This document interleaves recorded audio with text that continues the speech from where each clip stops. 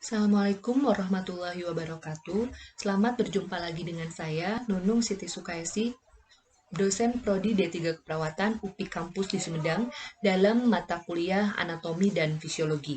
Dalam kesempatan ini, saya akan membahas tentang sistem persarafan. Tentu saja, sistem persarafan itu dibagi menjadi dua pokok bahasan, yaitu anatomi sistem persarafan dan yang kedua adalah fisiologi sistem persarafan.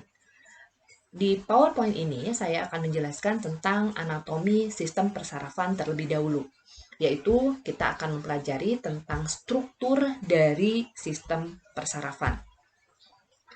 Bagaimana struktur sistem persarafan itu terbentuk? Yang pertama, kita harus mengetahui terlebih dahulu bagian dari sistem saraf. Jadi sistem saraf dalam tubuh manusia, seperti terlihat dalam gambar, ini dibagi menjadi dua bagian besar secara struktur, yaitu central nervous system atau sistem saraf pusat, dan yang kedua adalah peripheral nervous system atau sistem saraf tepi. Jadi itulah yang akan kita pelajari dalam PowerPoint kali ini tentang sistem saraf.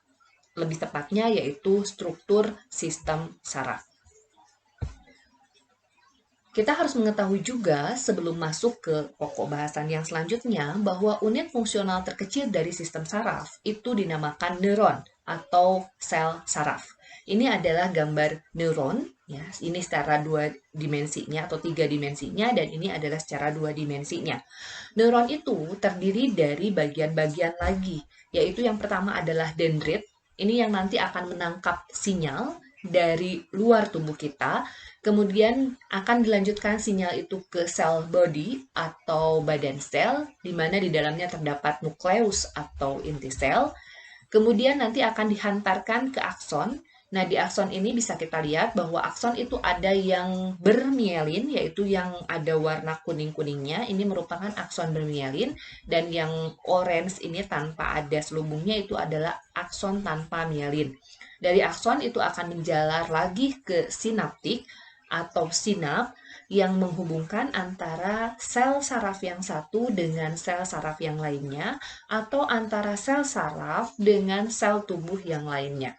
Nah, itulah secara eh, fungsional dari sistem saraf yang terdiri dari unit fungsional terkecil yaitu neuron. Sebelum kita memasuki ke struktur dari sistem saraf secara lebih besarnya lagi, kita akan melihat dulu yang namanya neural organization, di mana kita harus mengetahui dulu apa sih yang akan kita pelajari sebetulnya dalam sistem saraf, supaya nanti teman-teman tidak pusing, ya. Ini bagian apa dan kita mempelajari ini untuk apa. Jadi dalam sistem saraf itu dibagi menjadi dua bagian besar seperti yang sudah dijelaskan di slide yang kedua, yaitu tentang pembagian dari sistem saraf. Nah, sistem saraf ini dibagi menjadi dua, yaitu central nervous system atau sistem saraf pusat dan peripheral nervous system atau sistem saraf tepi. Sesuai namanya berarti ini merupakan pusatnya yang central nervous system dan tepinya atau ujung-ujungnya itu dinamakan dengan peripheral nervous system. Nah, yang termasuk ke dalam central nervous system itu hanya dua sebetulnya, ya, hanya dua yaitu otak atau brain dan yang kedua adalah spinal cord atau medulla spinalis. Jadi kalau kita bicara tentang otak itu sama dengan brain, kemudian spinal cord itu sama dengan medulla spinalis, ya, dimana nanti kita secara tahu juga bahwa fungsinya otak itu adalah nanti akan menerima informasi, memproses informasi, kemudian menyimpan memori dan sebagainya. Nanti itu akan pelajari di fisiologi daripada otak. Kemudian di spinal cord juga sama. Di sini adalah eh, menyampaikan sinyal dari otak, kemudian menyampaikan sinyal menuju ke otak juga di sini sebagai pusat refleks. Yang kedua adalah peripheral nervous system atau sistem saraf tepi. Ini juga akan terbagi menjadi dua, yaitu motor neurons dan sensory neurons. Di mana motor neurons atau kita biasanya menyebut adalah sistem saraf motorik dan sensory neuron itu adalah sistem saraf sensori, di mana sistem saraf motorik atau motor neurons itu adalah dia kerjanya adalah mengontrol aktivitas daripada otot, baik itu otot rangka, otot polos, maupun otot jantung. Jadi kerjanya adalah motor neurons. Motor kita tahu bahwa motor itu adalah gerakan ya. Kemudian sebaliknya adalah sensory neurons. Sensory neurons itu berhubungan dengan proses penangkapan rangsangan dari luar tubuh kita. Jadi misalnya ada cahaya bisa ditangkap oleh indera penglihatan, kemudian nanti disampaikan ke otak, itu adalah sensori. Nanti misalnya otak kita mengolah, oh kamu itu harus berkedip. Nah, yang berkedipnya itu masuk ke dalam motor neurons. Motor neurons itu dibagi menjadi dua lagi. Yang pertama adalah somatic nervous system, dan yang kedua adalah autonomic nervous system. Apa bedanya? Somatic nervous system itu adalah kerja dari motor neurons yang kerjanya dikendalikan oleh otak dan kita menyadarinya.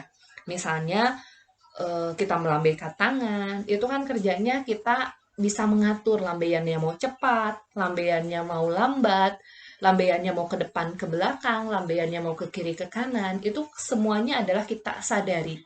Ya, kemudian itu yang dinamakan salah satu contoh dari somatic nervous system.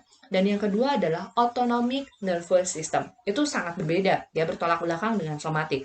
Yang otomatik itu adalah kerjanya tanpa kita sadari.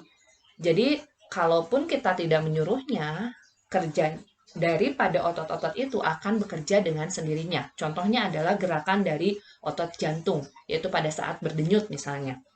Nah, itu kerjanya tidak memerlukan perintah dari otak yang harus kita sadari. Misalnya, hai jantung, kamu itu harus berdegup dengan kencang. Itu tidak bisa.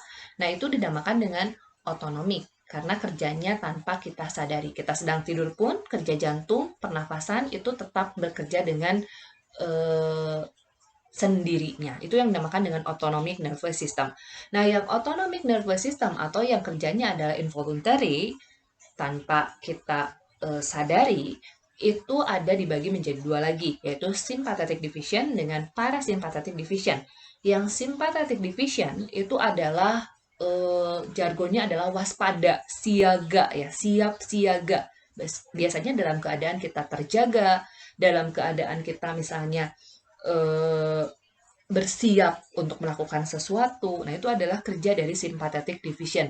Sehingga biasanya pada saat sympathetic division yang dominan dalam tubuh kita, kita biasanya denyut jantungnya menjadi lebih cepat, nafas lebih cepat. Nah, itu adalah salah satu contoh sympathetic division. Dan yang kedua adalah kebalikannya, yaitu parasympathetic division. Kalau tadi siap siaga, berarti yang kedua itu dalam keadaan kita sedang istirahat ya. Jadi itu bedanya. Kalau tadi siap siaga, kalau yang ini relax, istirahat ya. Jadi di sini aktivitas daripada autonomic nervous systemnya juga biasanya cenderung melemah. Jadi seperti denyut jantung itu mulai mengendur, kemudian nafas juga mulai melambat. Itu misalnya contohnya pada saat kita tidur. Nah, itu adalah kerja dari parasympathetic division. Setelah kita memahami bagan ini, dan ini harus dipahami oleh seluruh mahasiswa. Kalau belum paham, silahkan ini diulang-ulang pada bagian ini, sehingga nanti kalau ini sudah paham, bagian dari neural organization sudah paham, berarti kita akan masuk ke dalam struktur daripada sistem persarafan. Itu akan lebih mudah lagi. Kita lanjutkan ya. Setelah teman-teman mengerti tentang neural organization yang akan kita pelajari dalam sistem saraf ini, termasuk di dalamnya anatomi dan fisiologi, maka kita lanjutkan ke slide berikutnya, yaitu kita akan mulai dari central nervous system. Tentu saja di central nervous system kita awali ya, pusatnya itu adalah di otak. Ya. Otak ini kita akan melihat, otak ini sebetulnya gambarnya kurang lebih seperti ini. Kemudian ada bagian depan, jadi kita jangan salah, ini bagian depan, ini bagian belakang. Sehingga kalau misalnya kita melihat seseorang, itu yang akan terlihat kalau tengkoraknya tidak ada, itu pasti bagian depan otak kita. Jadi ini adalah struktur dari otak kita secara garis besar seperti ini. Ini terdiri dari apa saja? Kita bagi menjadi 3 bagian besar dulu, ya. 3 bagian besar dulu, yaitu di mana kita akan lihat di sini ada prefrontal lobes, ya. Kemudian yang kedua adalah limbic system, bagian tengah ini yang biru. Kemudian yang merah ini ada brain stem atau batang otak. Kita mulai dari prefrontal lobes, di mana di sini ada ada petunjuknya bahwa ini adalah executive state, yaitu akan sangat berhubungan dengan apa yang kita pikirkan. Jadi di prefrontal lobes ini adalah kemampuan manusia untuk berpikir. Sehingga kalau kita berbicara tentang prefrontal lobes, berarti kita selalu akan berhubungan dengan what can I learn from this, ya. Jadi manusia itu pada dasarnya memang belajar. Nah, proses pembelajaran, berpikir, kemudian berperilaku itu adalah dikendalikan oleh prefrontal lobes yang ada di otak. Kemudian yang kedua adalah limbic system. Ini bagian yang biru, di mana di sini ada dituliskan bahwa emotional state, ya. Jadi status atau keadaan emosional seseorang. Yang mengatur keadaan emosional seseorang itu ada di limbic system di bagian yang biru ini.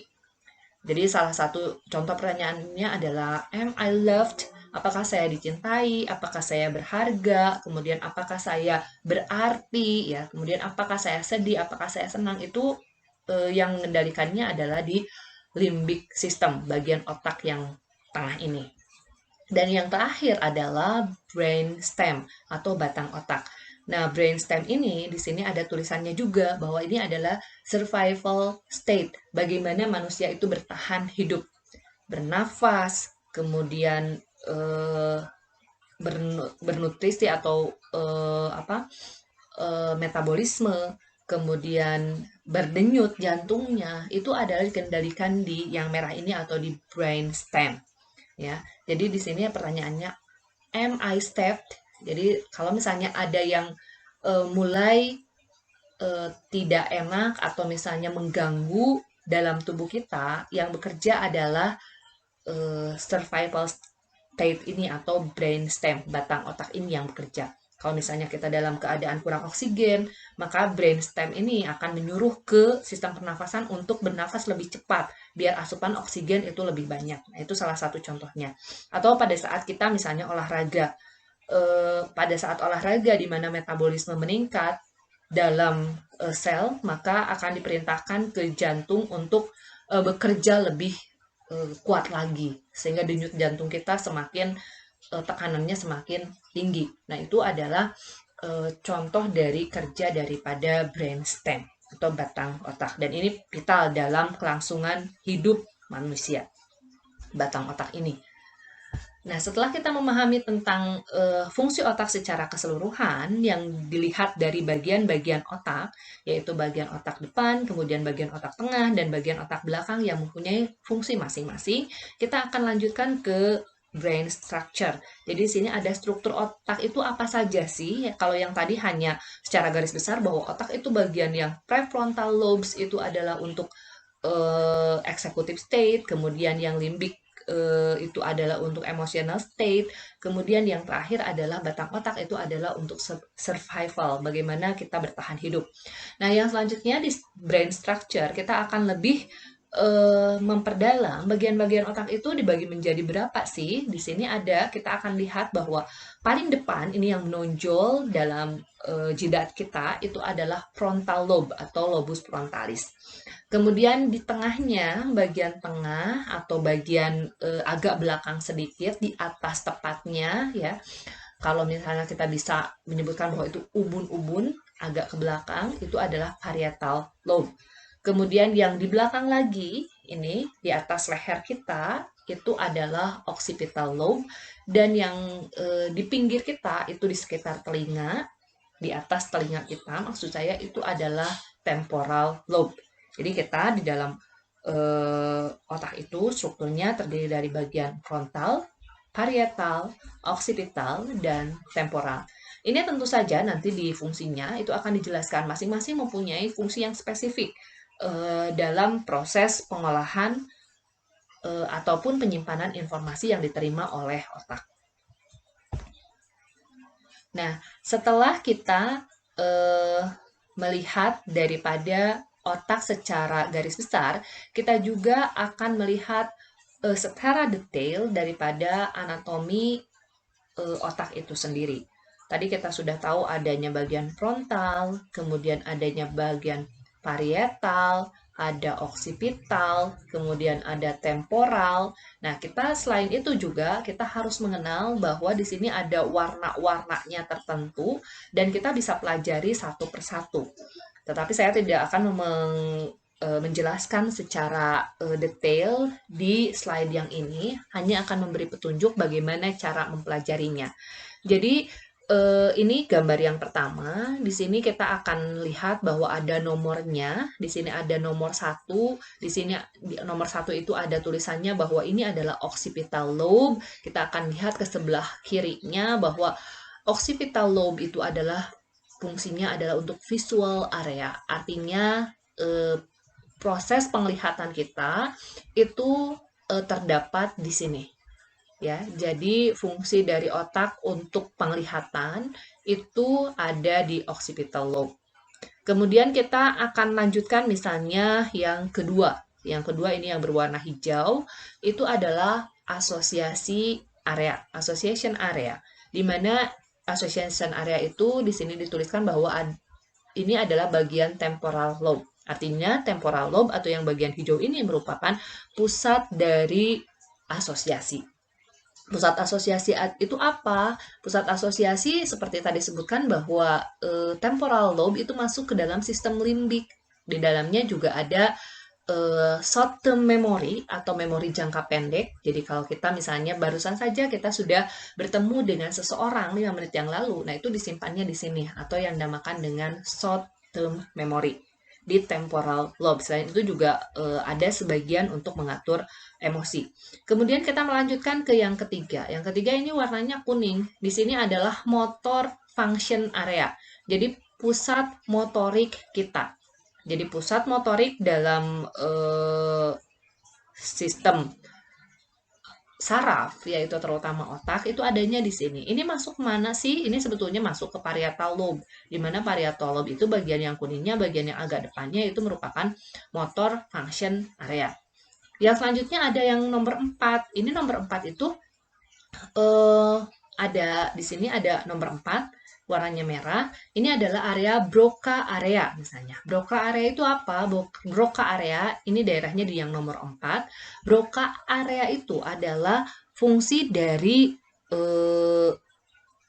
otot-otot sistem bicara kita. Jadi kalau kita bisa menyebutkan A, B, C, D ya. Jadi mulut kita, kemudian struktur dalam rongga mulut kita bisa menyebutkan A, B, C, D atau brain, anatomy, fungsional itu adalah itu adalah Broca area. Jadi area bicara motorik.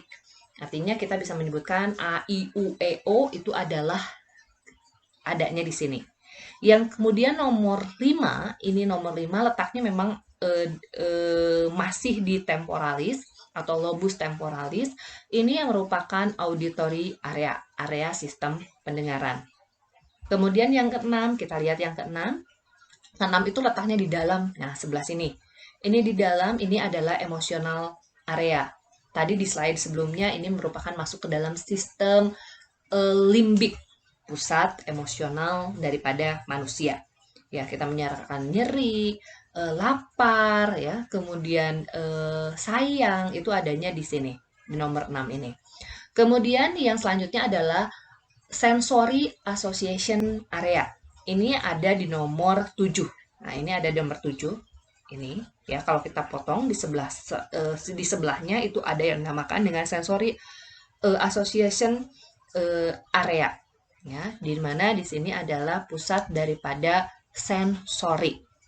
8, kita lihat nomor 8. Kita akan melihat nomor 8 itu letaknya di mana? Ini letaknya di belakang daripada lobus frontalis.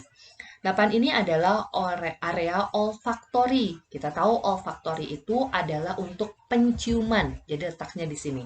Karena penciuman juga sedikit banyaknya masuk ke dalam emosional kita, sehingga ini sebetulnya masuk ke dalam sistem limbik. Artinya dipengaruhi oleh keadaan emosional kita dan juga proses berpikir kita, yaitu di prefrontal area. Yang nomor 9 adalah sensory area. Ini letaknya di lobus parietal. Lobus parietal itu adalah pusat daripada sensori. Yang selanjutnya adalah nomor 10. Kita akan lihat nomor 10. Ini nomor 10 merupakan pusat dari somatosensori asosiasi. Nah, di sini kita akan melihat bahwa ada area untuk somatosensori area. Yang selanjutnya adalah nomor 11. Ini nomor 11. Ya, nomor 11 itu kita lihat bahwa tadi ada yang nomor 4, ini adalah Broca. Ini nomor 11 itu adalah Wernicke area. Jadi kebalikan dari sebetulnya bukan kebalikan ya, ini merupakan komplement atau saling melengkapi dari area nomor 4, di mana nomor 4 itu adalah berhubungan dengan motorik daripada sistem bicara. Nah, 11 itu adalah sensori daripada sistem bicara, yang dinamakan dengan Wernicke area. Jadi, kita mengerti bahwa A itu adalah A, ya, atau brain itu adalah otak, ya, itu adalah sensori. Jadi, bukan hanya kata-kata saja. Mudahnya seperti ini. Kalau dulu pada saat kita lahir, mungkin kita belum bisa berbicara, tetapi hanya atau ba, dan itu adalah motorik yang bekerja, yaitu area Broca yang nomor 4.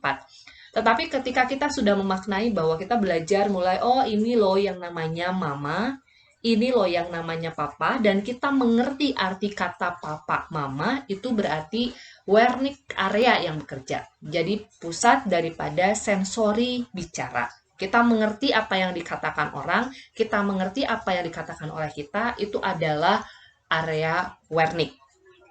Yang kemudian ada nomor 12. Nah, ini nomor 12 ini adalah cerebral cortex. Ini adalah ya, fungsinya untuk motor function area. Kemudian yang selanjutnya adalah mental, higher mental function. Ini letaknya di sini, di 13. Yaitu ini adalah daerah frontalis, di mana di sini adalah merupakan pusat dari intelektual kita. Sehingga di sini sebutkan pusat-pusat dari higher mental function. Dan yang terakhir adalah nomor 14. Nah, nomor 14 ini adalah cerebellum. 14, ini 14, ini juga 14 dalam sisi yang berbeda-beda. Nah, ini adalah area daripada motor function. Di sini pusat keseimbangan atau cerebellum itu dinamakan dengan otak kecil ya, karena letaknya karena bentuknya memang seperti otak yang anaknya gitu, sehingga ini dikatakan bahwa otak kecil dalam bahasa Indonesia, dan namanya adalah cerebellum, yang fungsinya adalah untuk pusat keseimbangan tubuh manusia.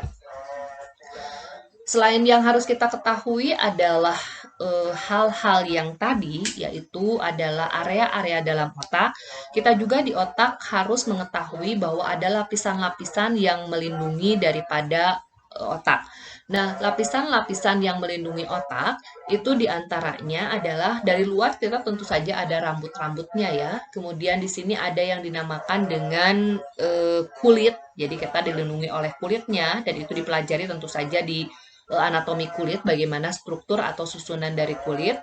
Kemudian kita masuk ke di sini, ini masuk ke dalam skull bone atau tulang tengkorak, dan baru kita masuk ke dalam lapisan-lapisan otak. Yaitu lapisan otak itu terdiri dari dura mater. Nah, ini adalah dura mater. Kemudian yang kedua adalah arachnoid. Ya, yang ini yang warna ungu itu arachnoid, dan yang terakhir itu yang menempel ke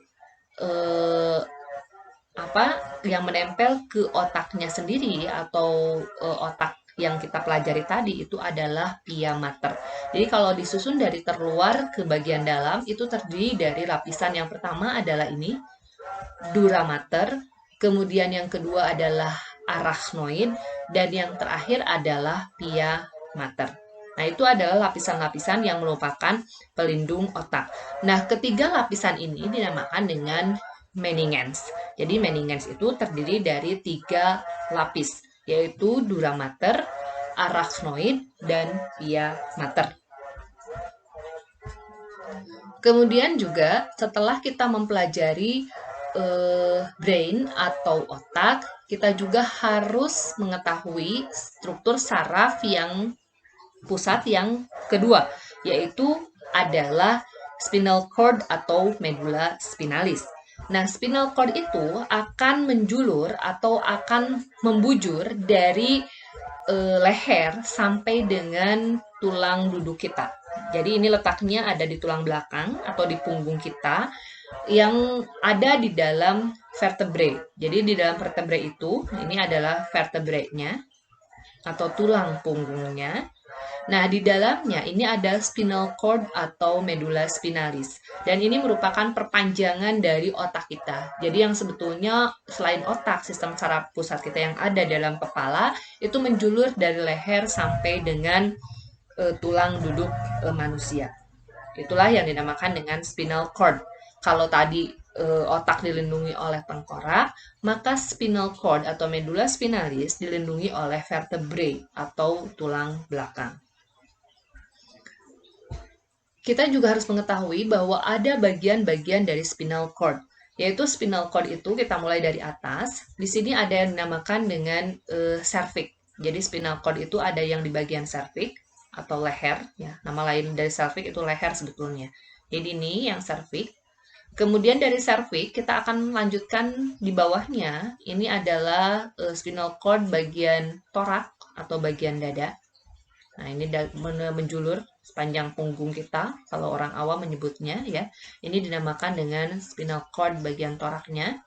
Kemudian setelah spinal cord bagian torak, kita lanjutkan ke bawahnya. Ini di sekitar bawah dada kita, ini ada lumbar. Nah, ini lumbar. Kemudian dari lumbar kita masuk ke sini, yaitu sakrum. Nah, ini sakrum. Dan yang terakhir, ini adalah coccygeus atau tulang ekor. Jadi manusia itu punya tulang ekor ya, meskipun tidak berekor tetapi ada tulang ekornya yaitu coccygeus. Jadi kita ulangi bahwa spinal cord itu terdiri dari beberapa bagian dan nanti di fisiologi akan dijelaskan fungsinya dari satu dengan yang lainnya itu berbeda. Yaitu ada cervix, kemudian torak, lumbal, sakrum, dan coccygeus. Itulah bagian-bagian dari spinal cord.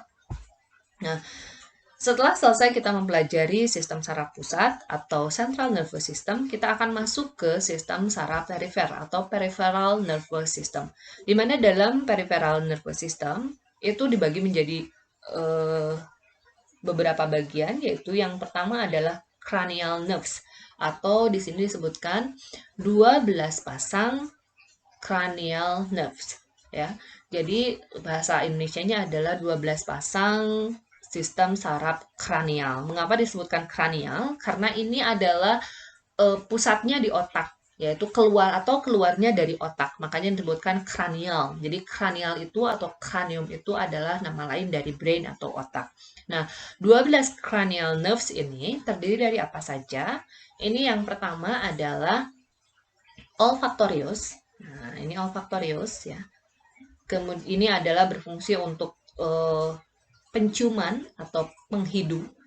Yang kemudian adalah optikus atau optik, di mana ini adalah untuk penglihatan yang berhubungan dengan penglihatan. Kemudian yang tiga adalah oculomotorius yang berhubungan dengan pergerakan bola mata dan pergerakan daripada refleks pupil. Jadi ada pupil di dalam bagian mata, itu juga mudah-mudahan sudah dijelaskan di di sistem penginderaan penglihatan, di mana kita ada pupil, dan kalau ada cahaya, pupil itu akan mengecil, kalau tidak ada cahaya membesar. Nah, itu adalah pupil refleks ya. Jadi dipengaruhi yang bekerjanya adalah oculomotorius. Kemudian ada trocheal, ini juga nanti bersinergis dengan oculomotorius dalam pergerakan bola mata. Yang selanjutnya adalah trigeminal, di mana ini adalah yang mengatur face sensation. Jadi kita merasakan dalam muka kita ada halus, kasar, ya itu adalah trigeminal. Juga pada saat kita mengunyah ya. Jadi ini adalah trigeminal. Jadi kita bisa mengunyah dengan baik, itu trigeminal yang berfungsi. Yang selanjutnya adalah abdusen, nanti bekerja sama juga atau bersinergis dengan trocheal dan oculomotorius dalam hal pergerakan bola mata. Yang selanjutnya adalah facialis atau facialis nerve. Di sini adalah berfungsi dalam atau mengatur face movement dan taste. Jadi kalau rasa kita bisa mengenal rasa manis, asam, gurih, itu adalah nervus facial yang bekerja. Di sini ada juga face movement, kita menyeringai, kita grimace ya, atau kita monyong sana monyong sini, itu adalah yang mengendalikan adalah facial nerve. Kemudian ada vestibulocochlear, di mana fungsinya adalah dalam hal pendengaran dan keseimbangan, yaitu tentu saja nanti berhubungan dengan indera pendengaran kita. Kemudian ada glossopharyngeal, di mana ini ada proses menelan, misalnya menelan, kita bisa menelan itu karena di sana fungsi daripada glossopharyngealnya bagus. Nah, kemudian ada vagus. Vagus ini adalah fungsinya adalah untuk pergerakan di dalam sistem pencernaan, misalnya pergerakan usus atau pergerakan peristaltik usus, kemudian pergerakan daripada makanan yang masuk ke dalam mulut kita, itu adalah dikendalikan oleh nervus vagus. Dan yang ke-11 adalah aksesori, ya, aksesorius. Jadi di sini adalah berfungsi dalam pergerakan leher. Leher kita bisa miring kanan, kemudian miring kiri, kemudian lihat ke kanan, lihat ke kiri, ke belakang, itu ada karena adanya nervus accessorius. Dan selanjutnya adalah terakhir 12, itu adalah hipoglossal, di mana ini adalah hipoglossal itu termasuk di dalamnya adalah sensasi-sensasi, misalnya menjulurkan lidah, kemudian meniup. Nah, itu adalah hipoglossal ya. Jadi ada 12 dari mulai nervus 1, kemudian 2, 3, 4, 5, 6, 7, 8, 9, 10, 11, 12. Nah, itulah sistem saraf kranial. Sistem saraf tersebut merupakan baru sampai anatominya saja. Dari mulai anatomi daripada sistem saraf pusat, yang terdiri dari otak dan spinal cord, kemudian struktur dari sistem saraf tepi atau perifers, biasanya yang didominasi oleh cranial nerves, dan nanti sekalian itu ada juga yang dinamakan dengan sistem saraf tepi yang akan kita bahas dalam pokok bahasan di selanjutnya, yaitu fisiologi tentang sistem saraf. Demikian pembahasan anatomi sistem saraf. Mudah-mudahan teman-teman bisa memahami anatomi sistem saraf secara lebih detail lagi, sehingga nanti kita akan lebih mudah untuk mempelajari fisiologi atau fungsi dari sistem saraf. Terima kasih atas perhatiannya. Selamat belajar, tetap semangat. Billahi taufiq wal hidayah. Wassalamualaikum warahmatullahi wabarakatuh.